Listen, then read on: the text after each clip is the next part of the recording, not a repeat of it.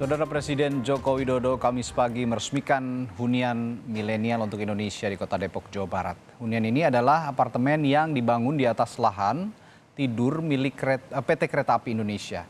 Konsep hunian milenial ini diinisiasi oleh Kementerian BUMN untuk menjawab rendahnya angka kepemilikan hunian oleh penduduk di bawah 40 tahun.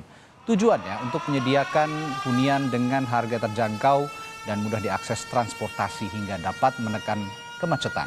Dengan total pendanaan 5 triliun rupiah, pembangunan hunian milenial ini telah selesai dilakukan di 7 lokasi dengan total 8.348 unit rumah susun dan lebih dari 65%-nya sudah laku terjual. Kalau mereka beli bonusnya dapat kereta api.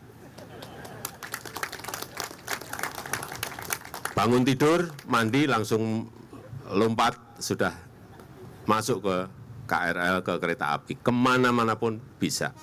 Sehingga kita semuanya tidak tergantung dengan kendaraan-kendaraan pribadi, dengan mobil yang memacetkan, utamanya di Jabodetabek.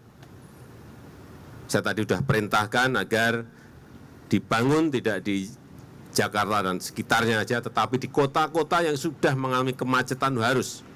Pembangunan TOD seperti ini harus.